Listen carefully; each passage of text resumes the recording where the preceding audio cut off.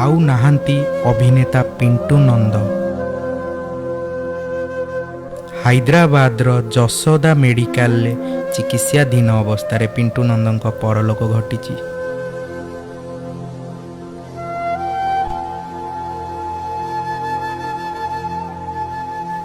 ମାସେ ହେଲା ସେ ଲିଭର ଜନିତ ସମସ୍ୟାରେ ଆକ୍ରାନ୍ତ ଥିଲେ। ତାଙ୍କୁ ପ୍ରଥମେ ଭୁବନେଶ୍ୱର ସ୍ଥିତ କିମ୍ସ ଏବଂ ତାପରେ ଦିଲ୍ଲୀର ILBS ଏବଂ ପରେ ହାଇଦ୍ରାବାଦ ଯଶୋଦା ମେଡିକାଲରେ ଚିକିତ୍ସିତ ହେଉଥିବା ବେଳେ ପିଣ୍ଟୁ ନନ୍ଦଙ୍କ ପରଲୋକ ଘଟିଥିବାର ଖବର ଆସିଛି। ଅଭିନେତା ପିଣ୍ଟୁ ନନ୍ଦଙ୍କ ଅକାଳ ବିୟୋଗରେ ଓଡ଼ିଆ ମିର୍ଚି ପରିବାର ତରଫରୁ ମହାପ୍ରଭୁ ଶ୍ରୀ ଜଗନ୍ନାଥଙ୍କ ନିକଟରେ ପ୍ରାର୍ଥନା ତାଙ୍କର ଅମର ଆତ୍ମାକୁ ଶାନ୍ତି ଦିଅନ୍ତୁ ଏବଂ ଅଭିନେତା ପିଣ୍ଟୁ ନନ୍ଦଙ୍କୁ ଓଡ଼ିଆ ମିର୍ଚି ପରିବାର ତରଫରୁ ଅଶ୍ରୁଳ ଶ୍ରଦ୍ଧାଞ୍ଜଳି।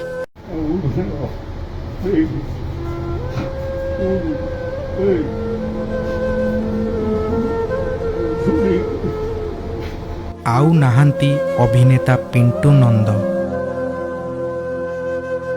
ହାଇଦ୍ରାବାଦର ଯଶୋଦା ମେଡିକାଲରେ ଚିକିତ୍ସାଧୀନ ଅବସ୍ଥାରେ ପିଣ୍ଟୁ ନନ୍ଦଙ୍କ ପରଲୋକ ଘଟିଛି।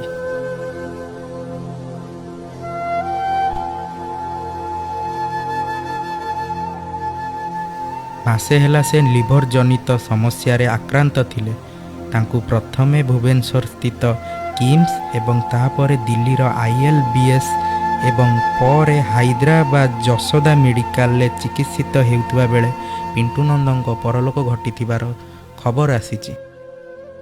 ଅଭିନେତା ପିଣ୍ଟୁ ନନ୍ଦଙ୍କ ଅକାଳ ବିୟୋଗରେ ଓଡ଼ିଆ ମିର୍ଚି ପରିବାର ତରଫରୁ ମହାପ୍ରଭୁ ଶ୍ରୀ ଜଗନ୍ନାଥଙ୍କ ନିକଟରେ ପ୍ରାର୍ଥନା ତାଙ୍କର ଅମର ଆତ୍ମାକୁ ଶାନ୍ତି ଦିଅନ୍ତୁ ଏବଂ ଅଭିନେତା ପିଣ୍ଟୁ ନନ୍ଦଙ୍କୁ ଓଡ଼ିଆ ମିର୍ଚି ପରିବାର ତରଫରୁ ଅଶ୍ରୁଳ ଶ୍ରଦ୍ଧାଞ୍ଜଳି।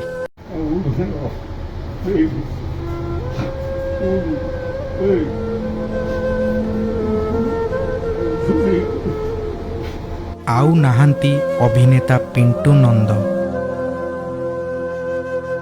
ହାଇଦ୍ରାବାଦର ଯଶୋଦା ମେଡିକାଲରେ ଚିକିତ୍ସାଧୀନ ଅବସ୍ଥାରେ ପିଣ୍ଟୁ ନନ୍ଦଙ୍କ ପରଲୋକ ଘଟିଛି।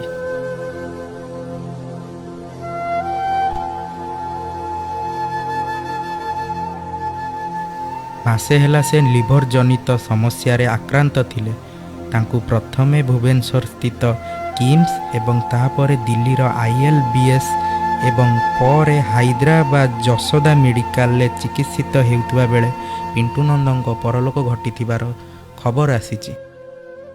ଅଭିନେତା ପିଣ୍ଟୁ ନନ୍ଦଙ୍କ ଅକାଳ ବିୟୋଗରେ ଓଡ଼ିଆ ମିର୍ଚି ପରିବାର ତରଫରୁ ମହାପ୍ରଭୁ ଶ୍ରୀ ଜଗନ୍ନାଥଙ୍କ ନିକଟରେ ପ୍ରାର୍ଥନା ତାଙ୍କର ଅମର ଆତ୍ମାକୁ ଶାନ୍ତି ଦିଅନ୍ତୁ ଏବଂ ଅଭିନେତା ପିଣ୍ଟୁ ନନ୍ଦଙ୍କୁ ଓଡ଼ିଆ ମିର୍ଚି ପରିବାର ତରଫରୁ ଅଶ୍ରୁଳ ଶ୍ରଦ୍ଧାଞ୍ଜଳି।